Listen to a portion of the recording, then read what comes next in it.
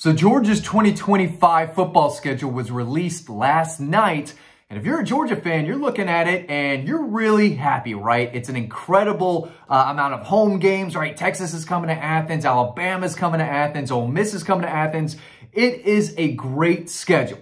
But if you dig deeper into it, you will see that once again, Georgia got shafted with this schedule. I'm going to talk all about that in today's video. Now, when I first looked at it, of course, it was where are the bye weeks, right? I cover the team. I enjoy a good bye week too. And as expected, it's before the Florida game and it's before the Alabama game, just like this past year. And, you know, as you would expect, Alabama and Florida both have their bye week right before that Georgia game. All right. So that makes sense. But where they got shafted is that Texas and Auburn both got 2 weeks to prepare for Georgia. Texas has their bye week the week before Georgia does, when Georgia's taking on Mississippi State. And Auburn also has a bye week before the Dogs. So I am not a real conspiracy theorist. I like a good conspiracy. But in this case, it does seem clear that Greg Sankey and his staff are hoping anyone can take the top spot in the SEC. I mean, they wanted Texas to win the SEC championship. They are tired of Georgia. Greg Sankey wants to pump his chest and talk about how great he is when Texas and Oklahoma came into the league. And that was good for the SEC. But he wants more parity. He doesn't want Georgia winning the SEC and doing what they've been doing. He wants to see other teams emerge and kind of take that top spot. And you could see it in this schedule, right?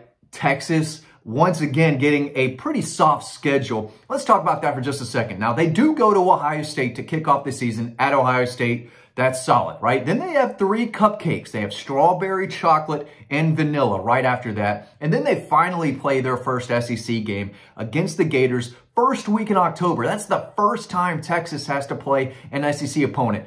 Crazy, crazy. Then they have Oklahoma and Dallas. They go at Kentucky. Could be a little tricky, but I don't expect Kentucky to be very good next year. They go to Starkville to play Mississippi State. Mississippi State's not going to be that great. They got to find another quarterback. They're just not going to be great. And then they have Vandy at home, and then they get 2 weeks of rest before they have to go to Athens. So if you're a Texas fan, no reason to be complaining about this schedule. It is set up really nice for them once again, because Greg Sankey wants Texas to be very, very good.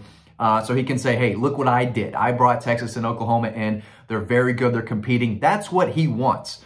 So Texas has a pretty solid schedule. Then they have Arkansas in Austin, and then they get the Aggies in Austin. So Texas, behind Arch Manning, should have another really good year. Let's talk about Auburn for a second. Another favorable schedule, right? They have Deuce Knight, the transfer. Actually, he's the 5-star quarterback recruit. We'll see who their quarterback is. It could be that freshman, but they have Baylor to kick off the season, and then 2 straight cupcakes. I think blueberry and I think another vanilla. Then they go at Oklahoma. Could be a little tricky, but who knows how good Oklahoma is going to be. At A&M, I don't care. Anyone can go into College Station and win. I'm done hearing about Kyle Field. It ain't this crazy hard place to play. I'm sure it gets loud, but it's not intimidating. It's just not. It's probably the most overrated stadium in college football. Auburn can go in and win that game. And then they get their rest. They have 2 straight weeks of rest to get healthy before they host Georgia. So again, Texas gets 2 weeks to prepare for the Dogs. Auburn gets 2 weeks to prepare for the Dogs. Of course, Alabama and Florida do too. So, you know, it's just another shot by Greg Sankey and his crew. I don't know how many other teams in the SEC have 4 opponents who get 2 weeks to prepare for them. But, you know, there's no way they could give Georgia an advantage, right? They'll say, Georgia, you know, we'll give you that bye week before Florida like it's every year. And we'll let you have 2 weeks to prepare, you know, for Alabama. They're getting 2 weeks to prepare for you. But we're going to give you Texas. We're going to give, Texas 2 weeks to dial up whatever they want. And same with Auburn. So, again, if you're a Texas and Auburn fan, you got to be really happy that you've got 2 weeks to try to take down the top dog in the conference. But it does seem, again, very clear that Greg Sankey and his crew are tired of Georgia winning. You could see it on the podium when Kirby Smart called them out and said, hey, you put us on the road all year long. We were on the road playing arguably one of the toughest schedules anyone has ever had. So, and then this week, it looks easy, right? Because they do have some of their biggest games at home. And let's go down that quickly. They play Marshall. They play Austin Peay, 2 nobodies. Then they go at Tennessee. That's going to be that's a big-time game. I think Tennessee could be pretty good next year. Losing a lot in the trenches, but should be pretty good. Then they're off. They have that 2 weeks to prepare for Alabama. They have Kentucky coming to town after that. They go to Auburn. They have Ole Miss coming to town after that. And then they get their second bye week, 2 weeks to kind of prepare and, get ready for the Gators, right? And then they play in Starkville. Could be a little tricky because that's a lot like Lexington, where you just go, you win the game, you get back. It's hard to get up for Kentucky and Mississippi State, especially on the road. You're probably going to get their best chance. Everyone's going to be hyped because the Dogs are coming to town, and it's hard to play your very best on the road in that type of environment when it's just, I don't know. You have to have a killer instinct to go over there, not to win the game because they should win the game, but to go over there and blow those teams out. I think it takes a really good team to do that. So we'll see how that goes. And then they have Texas, November 15th at Athens. Excuse me, I almost said Atlanta. It feels like they play in Atlanta 2 or 3 times every year because they're a very good program, right? And that's just what it is. If you're playing Atlanta, you're a good team because that game's meaning something. And then they play Charlotte. Who cares? And then they play Georgia Tech in Atlanta. Should be a great game. So, Georgia's schedule is great because of the home games. But deep down, if you dig into it, there are 2 teams that have an advantage before they play Georgia, and Georgia doesn't have that type of advantage. So, it's going to be a fun season. The 2 cupcakes to start aren't great, but listen, if you're not going to be rewarded for playing those tough out-of-conference games and winning those games, why do it, right? I get it, but I don't want to cover Georgia playing Marshall. I think Marshall just fired their coach and almost the entire team went into the transfer portal recently. So if they can even put a team together on August 30th, it's going to be a bloodbath, same as the next week. So Georgia's season starts September 13th at Tennessee. They've got those 2 cupcakes to prepare themselves and be as healthy and as good as they can be before they go to Knoxville. That's going to be a tough game, but let's talk about Alabama for a second, because this schedule is not easy. And we don't even know who Alabama's quarterback is going to be.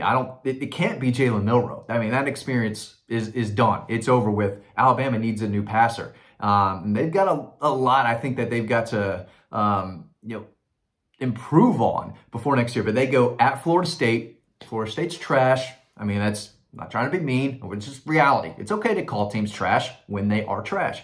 Florida State's trash. Then they play Louisiana, Monroe. Then they have Wisconsin at home. Listen, go look up Wisconsin's schedule. I know they're in the Big Ten. It's not the SEC, but that is a tough schedule that the Badgers have.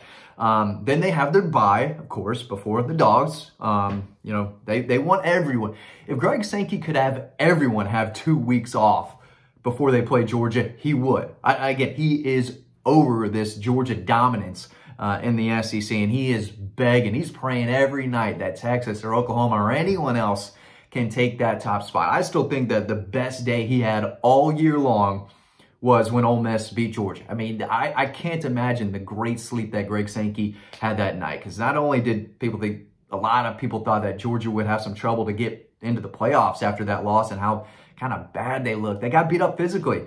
But in Greg's mind, he said, man, I got Texas, who's really good. Ole Miss, it felt like they stamped their ticket to the playoffs. I mean, everyone in that stadium tried to rush the field because they were going to the playoff. That's what it was. They beat Georgia like that, and Ole Miss head of the playoff. And then they stumped their toe, pissed down their leg against the Gators, and, that was it for that. But Greg Sankey I think he was loving when Ole Miss beat Georgia, because, again, that's another team who could get in the playoffs, compete for a title. So I bet he loved Tennessee doing what they did. So he's all about parity. I get it. He's not pro-Georgia. I'm not saying he's anti-Georgia, but it kind of feels that way at times. And again, I have no problem, digging into a conspiracy theory, especially if it relates to college football. And you look up and down the schedule, and it's great, right? I'm not trying to complain. I'm just pointing it out. Hey, Georgia has 2 bye weeks, but those same teams have 2 weeks to prepare for Georgia, along with Auburn and Texas. So it's just a little fishy to me. A little fishy what Greg Sankey and his staff are up to. They tried to give Georgia the toughest schedule, in conference history, and the Dogs persevered, and they won the conference anyway, and told Greg Sankey he was number one in a way up there on that podium. So they let him know what they thought about him, and his staff say, well, all right, well, we're going to give Auburn 2 weeks to prepare for you, and we're going to give Texas, the team that we're not going to say it, but in our mind, we would love for Texas to take hold of the SEC sooner than later. We're going to give them 2 weeks to prepare for the Dogs too. So in a way, Georgia got shafted once again. It's going to be a fun season. There's no doubt about it. Athens is going to be popping. These are going to be some of the best home games that Georgia's had in a while. Probably the best home schedule Georgia's ever had. But it's not all, roses and daffodils or whatever the flowers are out there that the people, I'm not a flower guy, so I messed that up, but it's tough. It's tough because, once again, they are at a disadvantage in several ways next year. But what do you think? Let me know in the comments section. Does Greg Sankey have a secret anti-agenda against the Dogs? You let me know. I would dig into that just for fun. I'm not saying it's reality, but you let me know.